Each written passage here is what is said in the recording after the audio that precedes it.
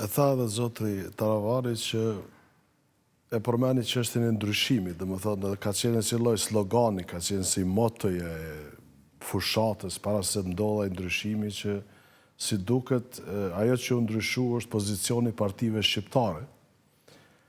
Pozita doli në opozit, opozita doli në pozit, por vërtet nuk ishte ndonjë ndryshim që në kuptimin pozitiv, sidomos në ase marrim për bazë që partitë shqiptare në Maqedoni si qëllim kryesore kanë përmirësimin e jetës gjithë qytetarëve, po edhe mbrojtjes interesave të shqiptarëve në Maqedoni, dhe në këtë aspekt ndodhe ndryshimi kundërt, nëse mund të themi, që kemi një përkeçim nëse observojmë gjërat nga jashtë Maqedonia e Veriut, ka një përkeçim të pozitës së shqiptarëve në Maqedoninë e Veriut.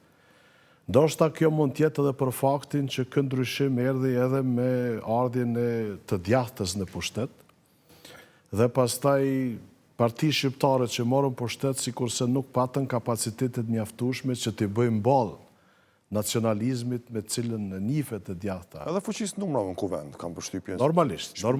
Shpjegimet, po themi edhe të profesorit Vlenit, ishte zoti Bekim Qoku, që në një paraqitje të tij publike tha, vëmëroja është të merësisht e fuqishme, prandaj ne jemi gati si të papërfillshëm në... Po, edhe ajo, gjithsesi. Normalisht, po krahas asaj edhe vetë si parti duke qenë ndoshta pjesë e pozitës, si koalicion Vlenit, domethënë që ishte, nuk është që vërtetja doli të paktën ta mbajat nivelin e mbrojtjes së drejtave shqiptarëve aty ku ishte, implementimi gradual i marrëveshjes së Ohrit, jo vetëm që nuk ka shënu progres, por ka pas edhe hapa mbrapa, sidomos tek çështja e gjuhës dhe integrimit shqiptarëve në institucione. Dhe në këtë aspekt besoj që ishte ajo kundërt e ndryshimit sa i përket mbrojtjes së interesave të shqiptarëve në Maqedoninë e Veriut.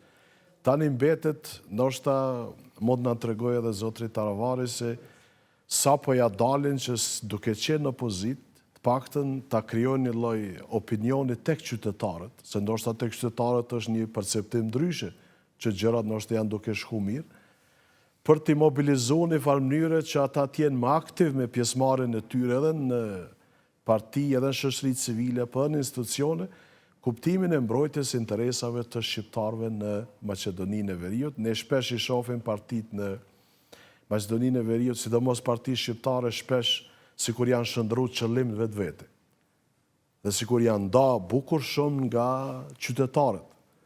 Më shumë merren ndoshta me njëra tjetrën se sa me mënyrën se si mund të mbrojnë interesat e qytetarëve, dhe do të ishte e rëndësishme që opozita në këtë rast ta krijojë opinionin ose perceptimin që gjërat kanë degradu dhe vërtet ka nevojë për një ndryshim cili të paktën ndoshta mund të sjellë gjërat aty ku ishin. Është si qendrim opozitar ky prof? Jo, tek qytetarët. Tek qytetarët. Sa mund t'ja dalin që edhe tek qytetarët, sepse në rast se si opozit nuk ja del që t'i binë qytetarët, atëherë pozita aktuale do të vazhdojë me suksesin elektoral dhe gjërat mund të degradojnë edhe më tutje, sepse ka fillu degradimi, nuk e dim deri ku do shkoj, uroj që mos shkoj më tutje, se të paktën ketë ndonjë ndryshim prap pushtetit, i cili ndoshta mund t'i ndalë gjërat këtu, sepse ne dim që pastaj disa gjëra mund dalë edhe nga kontrolli. Ka rrezik dalin nga kontrolli? Mund dalin, normalisht, mund vinë deri në atë pikë, sepse degradimi ka fillu, po nuk e dim se si do të menaxhohet dhe ku do të përfundojë. Absolutisht.